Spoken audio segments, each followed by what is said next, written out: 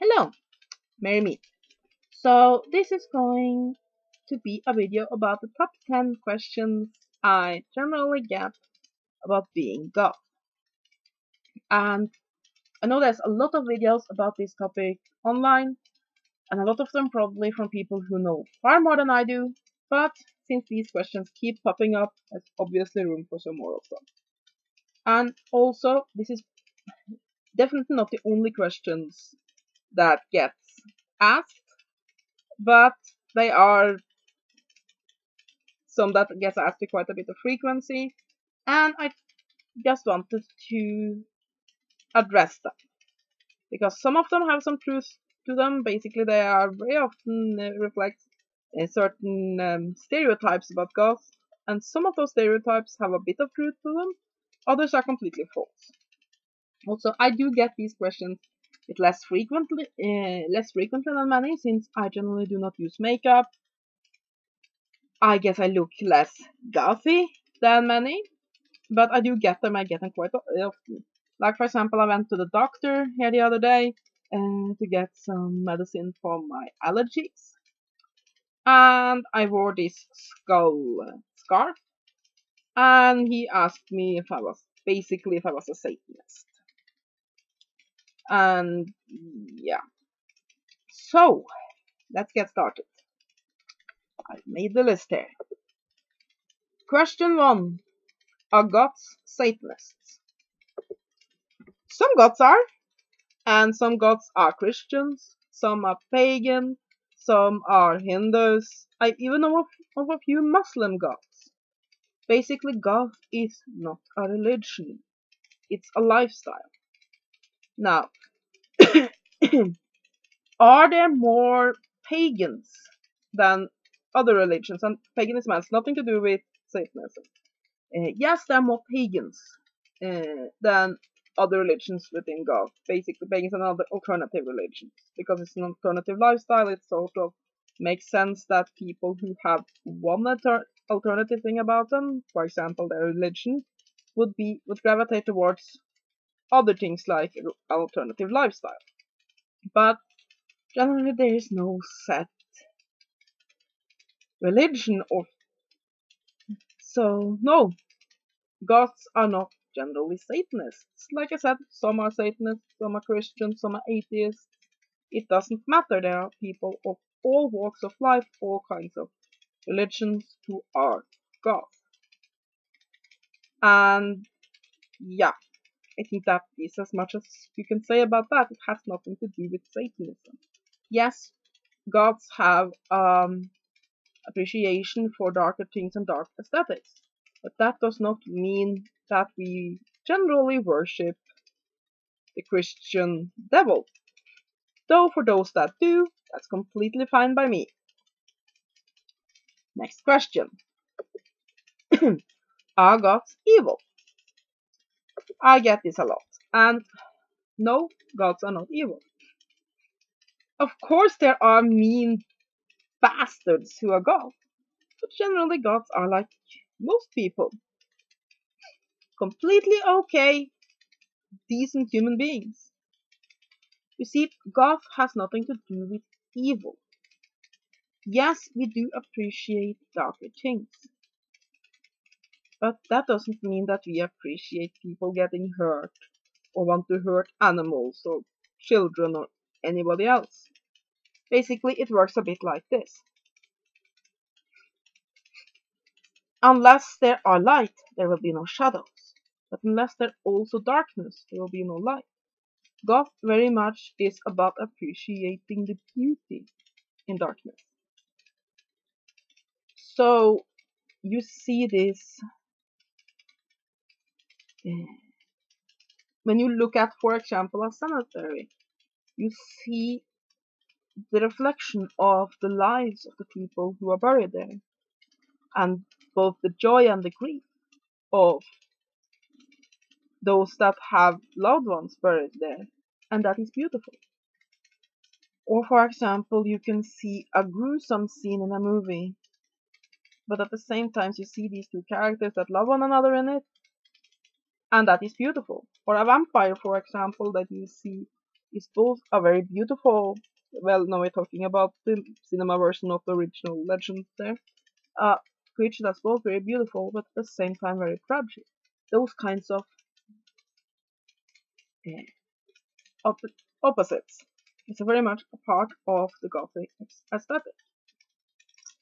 In addition, Goth is very much about dreaming about a world that's more than this matter that we can see and touch and feel.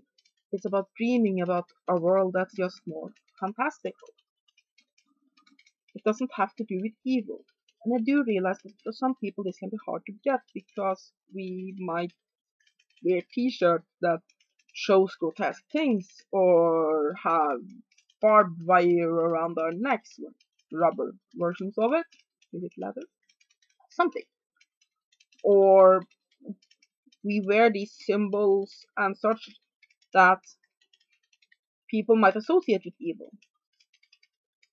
However, that we appreciate darkness do not make us evil. We will find gods that are part of charities, gods that rescue kittens, that we appreciate the beauty in these things do not mean that we want bad things to befall people. So no, gods are no more evil than anybody else in the world. Number 3. Why skulls? Yeah, why skulls? Well, skulls very much is symbol of death. It's always been that. And as a lifestyle that appreciates the beauty in darker things, death is very much a darker thing. Even for us that are, well, that's not a god thing, but I'm also a transhumanist that wants to never die. It's still element of beauty and darkness. And as such, skulls become symbol there. In addition, it's become a symbol of the Gothic lifestyle. So many use it to show their belonging to that lifestyle. And a skull also represents, of course, intelligence. It's where the imagination sits. It represents older times. There's a lot of symbolism in skulls. Others of us just think skulls look cool and as such like to wear them in jewelry and clothing. Simple as that. For some there isn't a lot of thought behind it, it's just skulls are cool. So yeah, there's many different reasons why skulls have just become a very typical symbol of the Gothic lifestyle. And for me, yeah, I can appreciate all those symbolisms, but for me personally, I just think skulls look cool. Okay, number 4. Do you believe you're a vampire? Well, here again we have one of those things that annoy a lot of gods. Basically, that we dress the way we do does not mean that we believe that we are undead creatures. Now, granted, there are people, myself included, who believe that we are living vampires, but that doesn't have to do with God. Basically, there are people like me who believe that we are vampires, psychic vampires, who draw in psychic energy from others. There are also people who believe they're sexual vampires or sanguines, people that feel the need to drink blood. And for me, this reflects in tendency that people get very tired if they're around me for a long period of time. And as such, yeah, but that doesn't really have anything to do with God. Now, granted, I do believe that a lot of people who are either vampire lifestylers or who believe that they are sexual vampires, sanguine vampires, or psychic vampires, quite a few of those people do gravitate toward the Gothic lifestyle.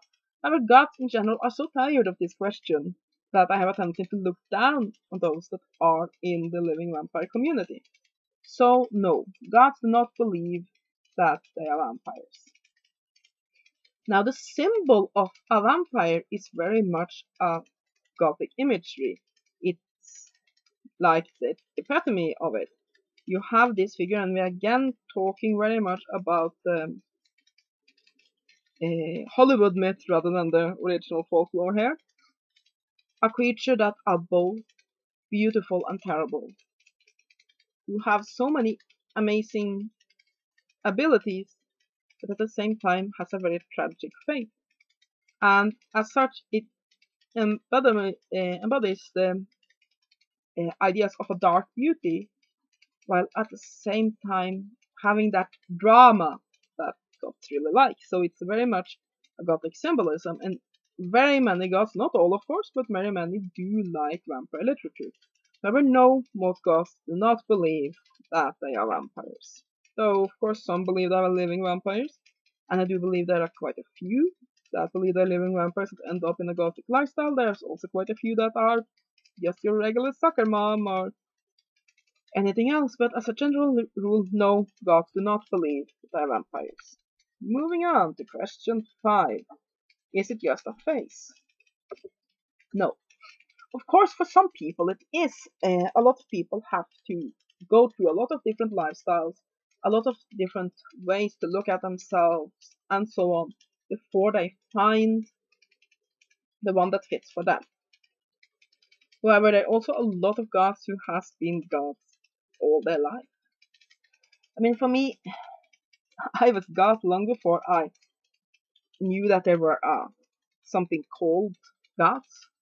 I've always loved stories of the supernatural, always been considered morbid, had this fascination with dark things. I mean, I used to collect those obituaries. Are those that the English word? Yeah, had them in a large folder, cut them out of the newspaper, and had them in a big folder. Always been weird that way. Always like black and dark and spiders and bats and witches and vampires and all of that. Couldn't get enough of it. So, and that's been for as long as I can remember. I mean, my favorite doll when I was 2 years old was a witch. So yeah, witch doll. Or actually it was just a bit of cloth that I wanted to be a witch, but the details. So, and I can't imagine not considering myself a goth. It's not a phase. I've been considering myself a goth for years. And there's people who has been goth for 30, 40 years. And yeah, of course for some people it's a phase. But generally no. Most people who have come to the place where they consider themselves to be goth, or at least in some way, shape or form goth, it is not just a phase. And even if it are, for those people that it are, it's a very important part of their life. As long as they have that phase, it should still be respected. Okay, number 6. Are goths depressed? Goth has nothing to do with depression. Now, yes, there are a lot of melancholy in a lot of Gothic literature, Gothic poems, and so on and so forth. But most Goths find this uplifting. Most Goths do not go around and are sad and depressed. Now, granted, I am depressed. I have clinic anxiety that often takes the form of depression. And for me, being goth is a comfort because sort of I can weave my melancholy mood into my lifestyle and sort of make it a beautiful thing instead of something to be ashamed of. But generally speaking, no goths do not advocate depression. Of course, there's depressed goths. It's like, well, was it 30% of the human population suffers from depression? But as a general rule, no. But I do think that for a lot of people who are depressed or have a melancholy nature, being goth can help sort of direct that melody into something positive. Moving on to question 7. Are goths and emos the same thing? No, just simply no. Now there are some overlapping fashion, um, but generally speaking, it's two very different things. Goth is about the dramatic, about an appreciation of darker things, and a dream of something more than what we can see and touch and feel. Something truly magical in the world. Emo is very much about expressing emotion, uh, expressing angst. It's a very different lifestyle. I'm nothing against emo at all. Some do, but I definitely do not. I think whatever lifestyle works for you. However, no, they're not the same thing, even if they do have some style elements that's the same. Next, number 8. Are all boy goths gay? Again, no. Uh, I think that a lot of people ask this question because in today's day and age, it's not common to see men with makeup and frilly clothes and so on and so forth unless they are gay. And but then you might as well say every man 200 years ago was gay because then everybody who could afford it used makeup. So no. Now, the Gothic community are generally very accepting of those who are gay, bisexual, asexual, whatever sexual, and I think that's a very good thing. I think again it has to do with when you have been discriminated against so much that many Goths have, you learn to not do it with others. It's the whole walk a mile in my shoes part. So generally Goths doesn't care who you are sexually interested in. They couldn't care less. But no, it's the same frequency of gay and straight Goths as in any other lifestyle, but since Goths generally are not judgmental of uh, gays and bisexuals, those of us who are generally have no problems with being ourselves. So gays and bisexuals and lesbians will usually have a larger presence in that we are more noticeable. I'm bisexual. Anyway, but no, there's a lot of straight goth boys, even if they might wear more eyeliner than you do. Okay, 9. Why are so many goths fat? Now I have addressed this in an other video. It was a video response, and YouTube, please bring video responses back. And it was a video response to Sebastian the Girl, uh, where I went into more depth about this. But generally, no, we have again the same thing about like with gays and bisexuals. Goths generally are non-judgmental when it comes to how you look. A goth is much more likely to judge you when it comes to how much you know about certain bands, how much you know about Gothic literature, and those sort of things than your body shape. Of course, there are asshole goths. I mean, one of the most hurtful comments I've ever gotten was from one goth who said that no, if you're fat, you shouldn't be allowed to walk out in daylight because you're so ugly. I told him to go to hell, but yeah. Anyway, I'm getting a point here. Generally, goths are very tolerant of others, and as such, there are not more people that are overweight that are goths.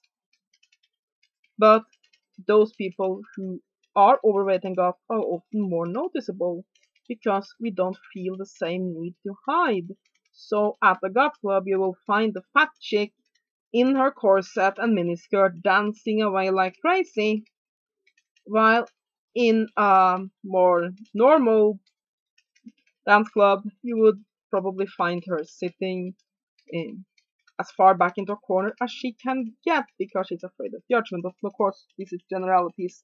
This thing. This is how it always is. Generally, gods don't care that if you're fat, so just be fat and proud. And as such, fat gods are more noticeable, but that doesn't mean that there's more fat gods. Now, could it be that some people have learned that gods generally are tolerant about people who are fat, so they become gods because of that? Sure, I guess it's possible, but I haven't met anyone yet who has done that. So, yeah, I think that answers that question. Then you have number 10. Do you do black magic? Well, I guess that I might get that question quite a bit because I am a witch. But I know other gods that are not also occultists who get this. And like I said again, Goth isn't a religious thing, it isn't a spiritual thing. Some gods are occultists, some are not. I am a chaot and a pagan. And yes, I do at times do curses, though I don't believe there is black and white magic, it's what you use it for. But I use curses very rarely because I feel it's a form of violence, and I don't do violence willy-nilly. Generally, I do healing spells to bring good luck to myself and those around me, and so on and so forth.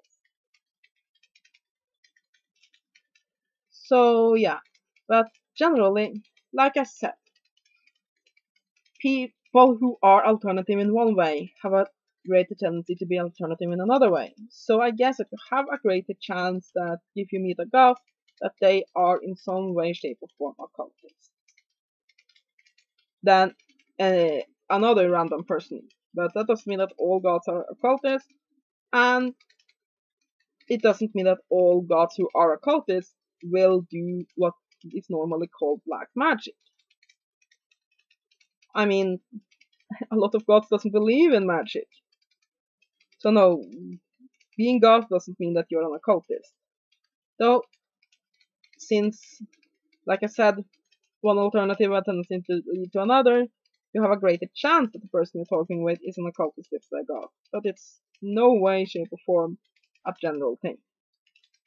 So yeah, that's the 10 questions I'm asked the most about being goth. And like I said, some of them have based themselves on stereotypes that have some truth to them, others doesn't have a truth to them. So yeah, I hope you have enjoyed this video. Have a great day. Blessed be.